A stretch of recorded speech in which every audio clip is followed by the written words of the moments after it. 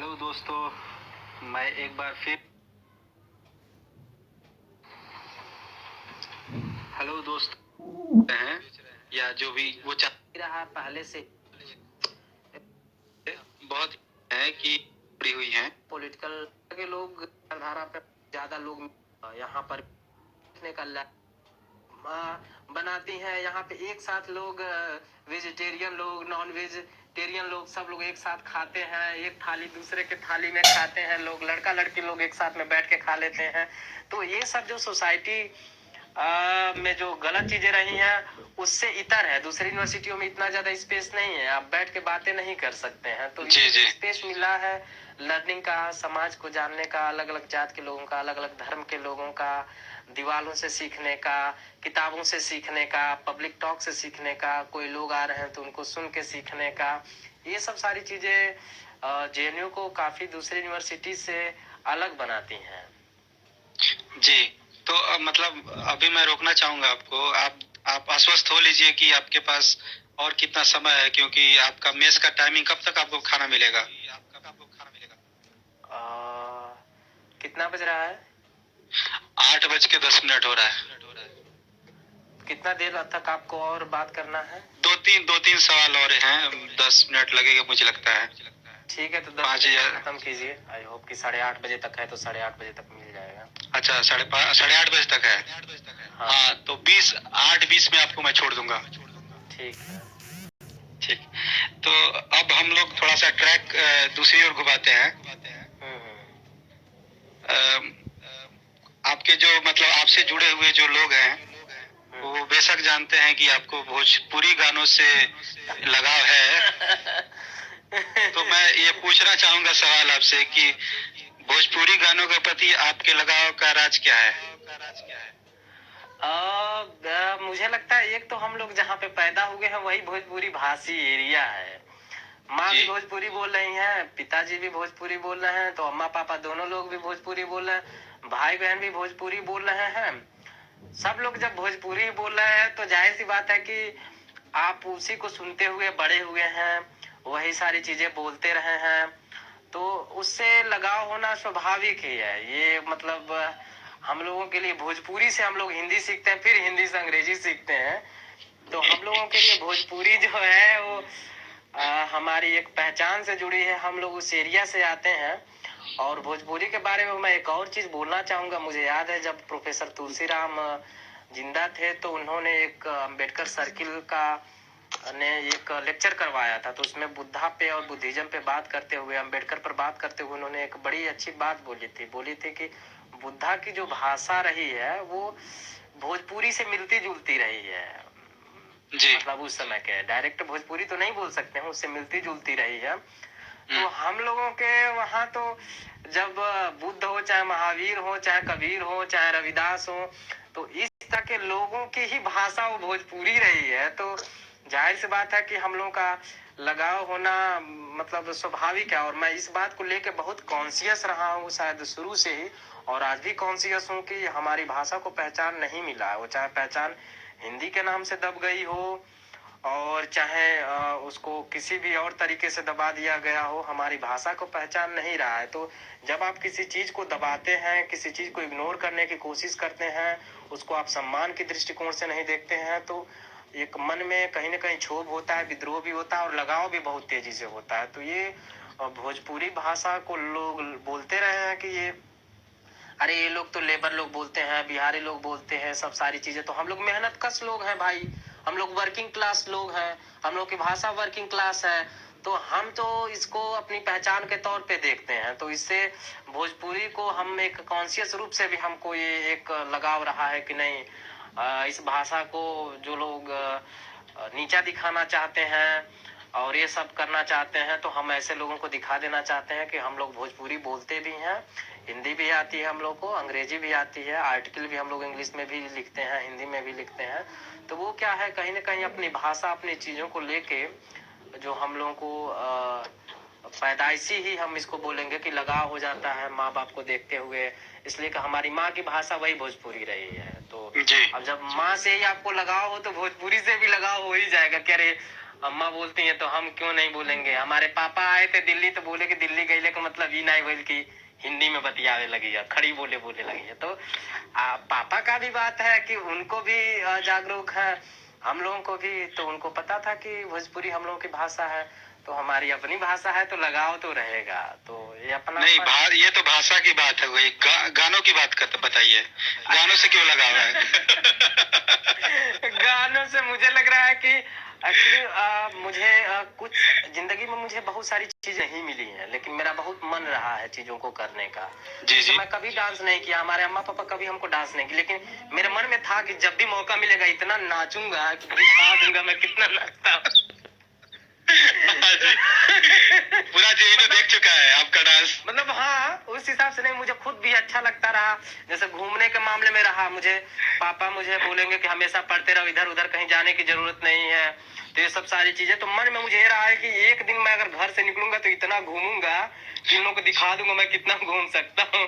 तो वो क्या है कि जो चीजें मनाही रही, जो नहीं बहुत वो रहा, तो उसको मुझे लगा कि ठीक है भाई, मैं तो खूब डांस करूंगा और मुझको मजा आता रहा है। मुझको मतलब मैं इस बात के लिए नहीं सोचता रहा, सोचते हैं बस ये है कि मैं इसको देखता हूँ कि मुझे खुशी मिल रही है, क्योंकि मुझे किसी को नुकसान नहीं पहुंचा रहा हूँ, और मैं अपने वो गानों से मुझे खुशी मिल रही है। ये सब सारी चीजें, तो उसमें एक खुशी मिलती रही है हमेशा, तो उसके लिए करता रहा हूँ। और इवन कोरोना जब आया तब भी मैंने डांस किया। हमने कहा कि भाई बॉडी को थोड़ा सा वार्म अप करना जरूरी है। तो आजकल फिलहाल कौन सा भोजपुरी गाना आपको मनोरंजन दे रहा है? आजकल तो भोजपुरी के गाने कम सुनते हैं, इसलिए कि आजकल तो पंजाबी की तरफ ज्यादा रुझान हो गया है। जी जी जी। ये सब सारी चीजें हैं, लेकिन भोजपुरी के जो है पुराने गाने कभी कभी सुन लेते हैं, इसलिए कि पुराने गानों में जैसे है, मान लीजिए भवरवा तोहरा संग जाई रे भंवरवा, कौने खोतवा में लुकैलू अरे बालम चिरई। और जब बहुत मूड थोड़ा सा रोमांटिक होने लगेगा तो कभी गा लेंगे, जब से गवनवा के दिनवा धराइल रतिया के नींद आवे देही पियर आइल। तो इस तरह का, इसलिए कि आजकल तो बैठे बैठे देह पियर आ रहा है, तो ये पुराने गाने निर्गुण ये सब सुन लेते हैं। ये सब चीजें हैं, यही सब है। जी जी। हमारा अंतिम सवाल है आपसे ये, और निजी सवाल है कि आप चाहे तो इसका जवाब दे भी सकते हैं, ना भी दे सकते हैं, आपके ऊपर है। अच्छा।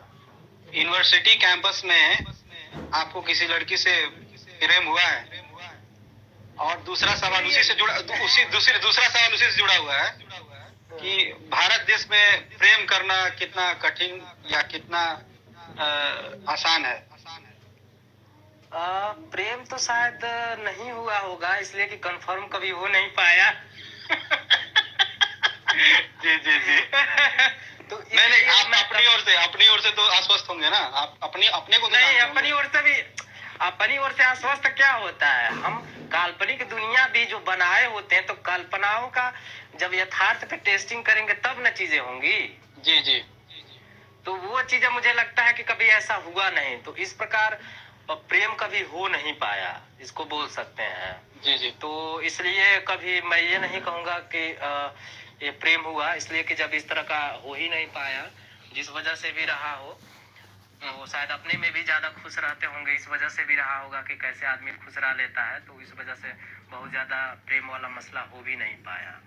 तो ये रहा, तो ये चीजें। और जिनसे प्रेम हुआ उनसे तो मेरी सगाई ही हो गई। जी जी जी। हाँ। तो ये बड़ा अच्छा रहा। लेकिन हाँ, प्रेम करना, चूंकि प्रेम एक्चुअली अगर मैं इसको बताऊं, दो आंसर है इसका। एक तो है कि प्रेम हम वास्तविक धरातल पे कैसे मैं एक्सपीरियंस करता हूँ, दूसरा क्या है कि लिटरेचर क्या बताते हैं, तो दोनों ही आंसर मैं देना पसंद करूंगा। जैसे आप पढ़ेंगे, जिगमन बाउमन बहुत बड़े सोशियोलॉजिस्ट रहे हैं, उनका बुक है लिक्विड लव। इसके अलावा अगर आप बहुत बड़े फिलोसफर रहे हैं, बर्ट्रांड रसेल को पढ़ेंगे, जिनका है मैरिज एंड मोरल्स, तो मैरिज एंड मोरल्स इन सबको पढ़ेंगे तो इसमें एक चीज इनको पढ़ने लिखने के बाद मुझे क्लियर हो पाया, चूंकि इंडियन सोसाइटी है वो इनइक्वलिटी पे आधारित रही है, असमानता पे आधारित रही है। मतलब यहाँ पे जाति है, जात के अंदर भी मान लीजिए रंग रूप लोग देखते हैं, इसके अलावा धर्म है, इसके अलावा एथनिसिटी है, लैंग्वेज है, ये तमाम तरह के जो बैरियर हैं वो गैर बराबरी पैदा करते हैं। तो एक समाज जिसमें गैर बराबरी पहले से ही मौजूद हो, वहां पर प्रेम नहीं हो सकता है। क्यों? क्योंकि प्रेम जो है वो समानता पर आधारित होता है। तो जब पूरा समाज ही आपके अगल बगल सारा सिस्टम ही सारा इंस्टीट्यूशन ही गैर बराबरी पर आधारित है, तो ऐसे में कोई कहे कि हमको प्रेम हो गया, ये बहुत ज्यादा वो नहीं है, तार्किक नहीं है। इसलिए कि समाज गैर बराबरी पर आधारित है और आप बोल रहे हैं प्रेम हो गया, ये इस हिसाब।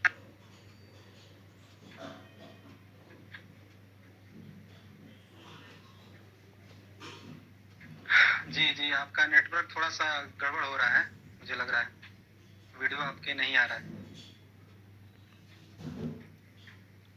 विशु भैया, आपका नेटवर्क, हाँ जी हाँ, हेलो। तो एक ही आंसर हुआ। दूसरा जो, हाँ हेलो, जी जी हाँ, हाँ जी बोलिए दूसरा आंसर। दूसरा आंसर हम ये कह सकते हैं कि मान लीजिए व्यक्तिगत जीवन में भी जो हम अनुभव मान लीजिए करते हैं, वो बहुत ही कठिन है। इसलिए कि लोग अभी तक इलाकों में गोत्र को मानते हैं, जाति को मानते हैं, धर्म को मानते हैं। इसके बेसिस पे हम इन सब चीजों को फेस भी करते रहते हैं। जैसे कि मान लीजिए बात ये नहीं है कि आपको प्रेम हो गया, तो पता चलता है कि इंटरकास्ट लव तो हो रहा है, लेकिन इंटरकास्ट मैरिज हो जाए कोई जरूरी नहीं है। जी जी, तो प्रेम इंटरकास्ट लव हो रहा है, इंटरकास्ट वो मैरिज में नहीं हो पा रही है चीजें। इसलिए कि यहाँ पर क्या है कि प्रेम के लिए उतना ज्यादा स्पेस नहीं है। प्रेम को बहुत ज्यादा अच्छा दृष्टिकोण से कभी देखा भी नहीं गया है। इवन जिनको इंटरकास्ट लव भी होता है, उनके में भी ये है कि मान लीजिए वो लोग शादी करने से मना कर देते हैं। उनको लगता है कि बस इस तरह की चीजें हो गई और समाज भी वैसे ही है हमारा। तो जो दोनों ही चीजें रही हैं कि ये जो है कि बहुत कठिन है। एक तो गैर बराबरी वाला समाज है, तो प्रेम होना मेरे हिसाब से मुश्किल है, नहीं हो सकता है जब तक हमारा समाज बराबरी पर नहीं आधारित होगा। और दूसरा मान लीजिए अगर प्रेम, मान लीजिए कोई व्यक्ति बहुत ज्यादा सचमुच में व्यक्तिगत जीवन में ही इतना ज्यादा ईमानदारी से चीजों को कर रहा है, अपनाने की कोशिश कर रहा है, प्रेम करने की कोशिश कर रहा है, तो इसका मतलब ये भी नहीं है कि जो सामने वाला आपका प्रेमिका या प्रेमी है वो भी वैसे ही सोचता हो। वो आपका व्यक्तिगत तक ही चीजें सीमित रह जाती हैं। तो इसलिए भारतीय समाज में प्रेम जो है वो कहने सुनने में ही अच्छा लगता है। वास्तविक एक गैर बराबरी वाले समाज में प्रेम मुझे नहीं लगता है कि प्रेम संभव है, मैं यही कह पाऊंगा। जी बहुत बहुत धन्यवाद आपको, हमें अपना एक कीमती समय देने के लिए।